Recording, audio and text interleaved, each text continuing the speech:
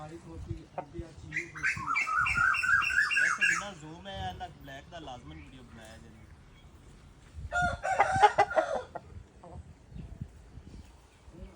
ਇੱਧਰ ਚੀਨੀ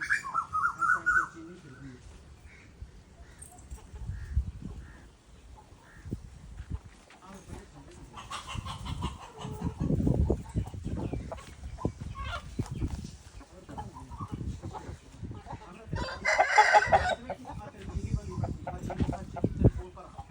ਬਾਅਦ ਬਣਾਈ ਸਾਂ